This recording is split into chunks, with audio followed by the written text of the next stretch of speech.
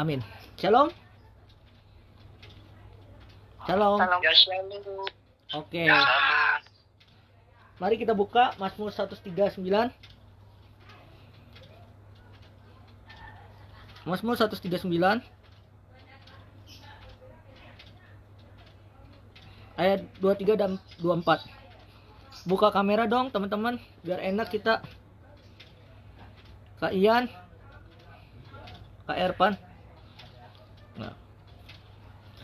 Mazmur 139 ayat 23 dan 24. Kita baca.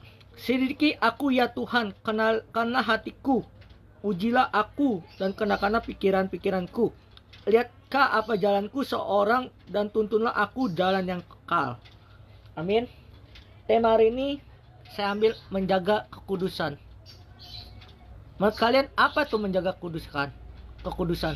Orang yang menjaga kekudusan itu dimulai hati, pikiran, karakter kita harus suci dan kudus. Amin.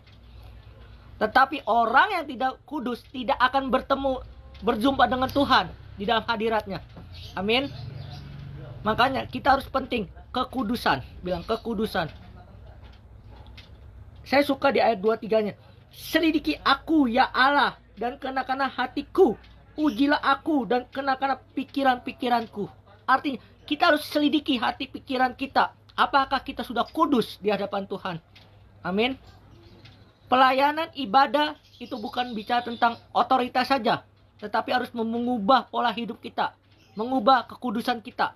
Amin. Loh bang, kenapa orang tidak bertumbuh? Karena tidak ada kekudusan di dalam hidupnya. Amin. Tetapi orang yang kudus, orang yang berkenan di hadapan Tuhan, hidupnya akan kudus. Amin. Mengapa kita harus kudus? Mengapa kita harus menjaga kekudusan? Supaya hidup kita berkenan di hadapan Tuhan. Amin. Makanya di ayat 24, lihatlah apa jalanku seorang dan tuntunlah aku di jalan yang kekal. Arti katanya lihat. Artinya kita harus melihat bahwa tuntunan kita harus berjalan dengan Tuhan. Amin. Kita harus bertuntun di hadapan Tuhan. Ikutlah jalan Tuhan. Amin.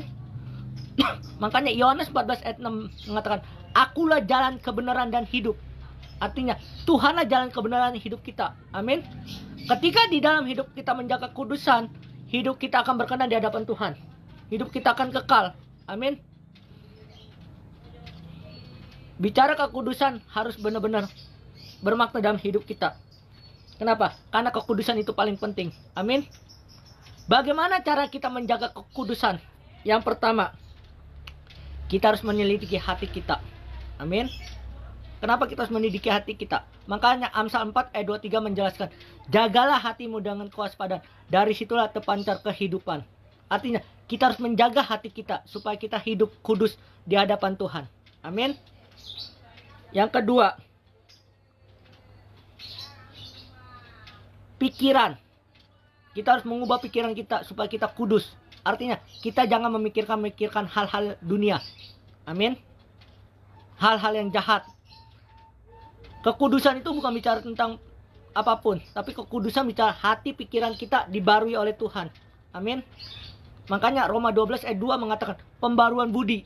Artinya berubah karakter kita, berubah pola kudus kita. Amin. Orang yang menjaga kekudusan hidupnya akan berkenan di hadapan Tuhan. Amin. Yang pertama, apa tadi? Hati. Selidiki hati kita. Kedua, pikiran. Yang ketiga, kita harus ikut jalannya Tuhan. Amin. Kita harus ikut jalannya Tuhan. Tujuan Tuhan apa? Kalau kita sudah menjaga hati kita udah selidiki, pikiran kita udah diubahkan, 3 jalan Tuhan. Yang keempat, mengandalkan Tuhan. Orang yang udah menjaga kekudusan, hidupnya akan berkenan di hadapan Tuhan. Amin. Intinya, kalau kita mau menjaga kekudusan, kita harus mengubah pola hidup kita yang lama. Amin. Mengubah pola hidup yang lama. Artinya kita harus membarui hidup kita dengan Roh Kudus di dalam hidup kita. Amin. Tuhan Yesus memberkati. Mari kita bersatu dalam doa. Bapa, terima kasih Tuhan, kami sudah mendengarkan firman-Mu Tuhan. Berikan kami hati seorang murid Tuhan, dan baharui kami dengan Roh-Mu Tuhan. Dan hati menjaga dan kekudusan kita dibaharui dengan Roh-Mu Tuhan. Dalam nama Yesus Tuhan. Haleluya. Amin.